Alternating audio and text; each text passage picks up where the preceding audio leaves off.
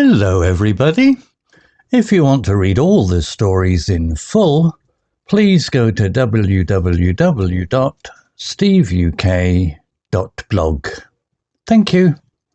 Short story 587, The Lost Key, Upper Beginner. Emma lived alone in a small, cosy house near the edge of the woods.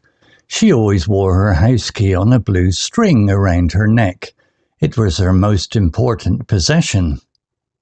One morning, as she reached for the key to unlock her front door, her fingers touched only empty space. The key was gone. Her heart beat faster. She checked her nightstand, under her pillow, and even shook out her blankets. Nothing. She searched the bathroom, the kitchen counter, and all her coat pockets. Still no key. Emma took a deep breath and tried to remember the last time she had seen it. Yesterday evening, she had sat outside in the garden, drinking tea. Maybe it had fallen there. She hurried outside and scanned the grass, moving flower pots and checking under her chair. No luck. Then she remembered. After her tea, she had taken a short walk into the woods to sit under her favourite oak tree. Perhaps the key had slipped off there. Emma walked quickly along the narrow path, leaves crunching under her feet. The woods were quiet except for the chirping of birds. When she reached the oak tree, she knelt and searched the ground.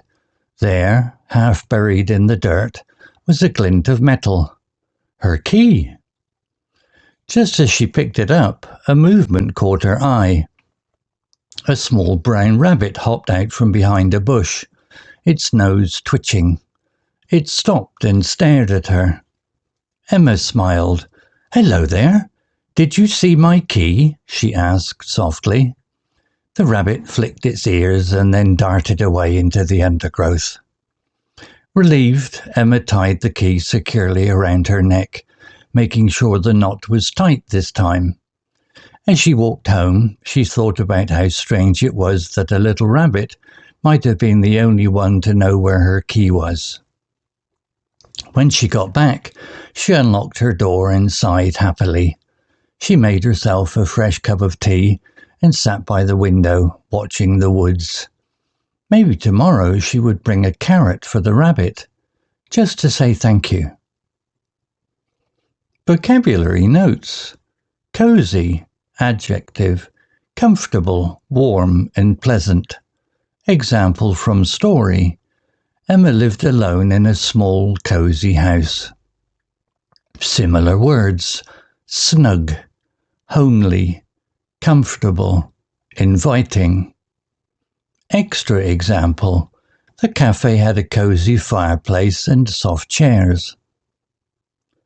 Possession, noun. Something that someone owns. Example from story. It was her most important possession. Similar words. Belonging, item, property, treasure. Extra example. Her grandmother's ring was her favourite possession. Scan, verb. To look carefully over something. Example from story. She scanned the grass, moving flower pots and checking under her chair. Similar words. Examine, search, inspect, survey. Extra example. He scanned the room for his missing phone. Glint, noun. A small flash of light. Example from story. There, half buried in the dirt, was a glint of metal. Her key. Similar words. Sparkle, flash, gleam, shimmer. Extra example. She saw a glint of gold in the sand. Twitch, verb. A small, quick movement, often used for animals. Example from story. Its nose twitching. The rabbit stared at her. Similar words. Jerk, flick, wiggle, tremble. Extra example, the cat's ear twitched when it heard a noise. Dart, verb, to move suddenly and quickly. Example from story, the rabbit flicked its ears and then darted away. Similar words, dash, sprint, bolt, rush. Extra example, the mouse darted across the kitchen floor. Story written by DeepSeek AI. Image created by Designer AI. To read all the stories in full, please go to www.steveuk.blog. Thank you. CC Music, drifting at 432 Hz, Unicorn Heads. Welcome to The Explainer. You know, making new words stick can be tough, right? Rote memorization doesn't always work. But finding them inside a story, that's a game changer. Today, we're going to unpack a simple little tale about a lost key to help unlock 4 powerful English words you can start using right away. But before we dive in, let me ask you something. What's your most important possession? And I'll bet it's not about how much it costs, but what it means to you. Hold that thought because that exact feeling is right at the heart of our story. All right, section 1, a key is lost. Let's set the scene. So for our main character, Emma, her most treasured thing was pretty simple, a house key on a blue string. Its value wasn't about money, it was emotional. It represented her home, her security, her independence. To her, it was basically everything. And this is that moment we all dread, that sudden, cold jolt of panic when you reach for something vital and your fingers just find nothing. The key, her most important thing, is just gone. So after that initial wave of panic, what do? Well, Emma doesn't just search wildly, she investigates. It's like she becomes a detective in her own life, which leads us to her very methodical 3-step search. You can see her search is really logical. She starts with the obvious stuff, the house. Then she retraces her steps outside to the garden. And when that doesn't work, she has to dig a little deeper into her memory, that walk she took in the woods. See how the search expands? It goes from what's right in front of her to what's in her memory. And then, that amazing moment of discovery. It's not even the whole key she sees at first, but something smaller, more hopeful, a glint of metal. That tiny little flash of light is everything in that moment. She's found it. Can you imagine the relief? So the key is found, which is great. But the story gave us more than just a happy ending.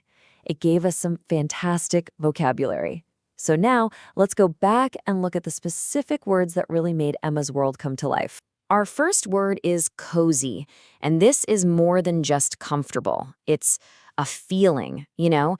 It suggests warmth, safety, and this pleasant smallness, like a perfect armchair right by a fire. It's all about the atmosphere, the vibe. Now notice the power of this word in the story. A small house on its own might sound a bit lonely, but a small, cozy house? That feels warm, safe, and happy.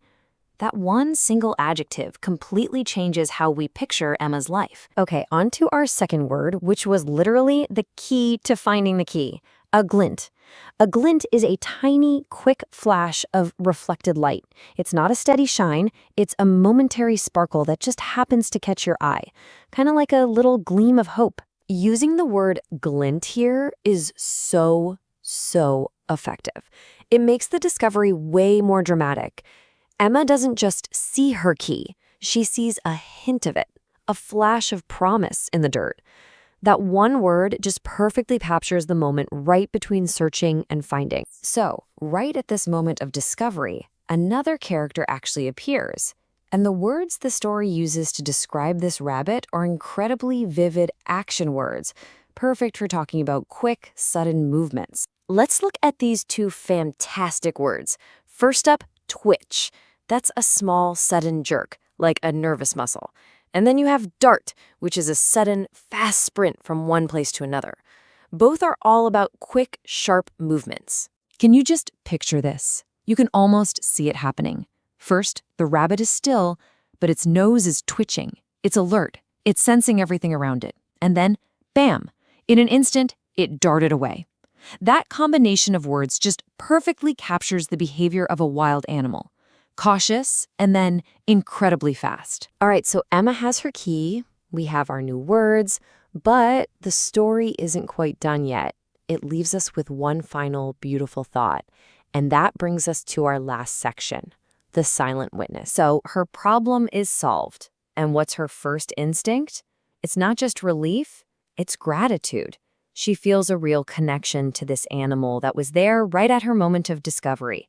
This small act, bringing a carrot, it just shows her kindness and proves that she recognized she wasn't really alone out there. And this, right here, is the story's gentle but really profound conclusion. The rabbit becomes a silent witness. I mean, think about it. It couldn't speak, it couldn't point the way, but it was there. It knew. This idea adds a little touch of magic to an everyday problem and suggests that maybe we're never truly alone. So what's the key takeaway from all this? We saw how a simple story can do so much more than just entertain. It can actually teach. By placing words like cozy, glint, twitch, and dart in a living context, they become so much easier to remember and to use. The real lesson is that learning is just more powerful when it's part of a story. Emma's story had the rabbit, a silent witness to her small personal drama, and it leaves us with a final thought to chew on. In the important moments of your life, who or what is the silent witness to your story? Something to think about. Thanks for watching.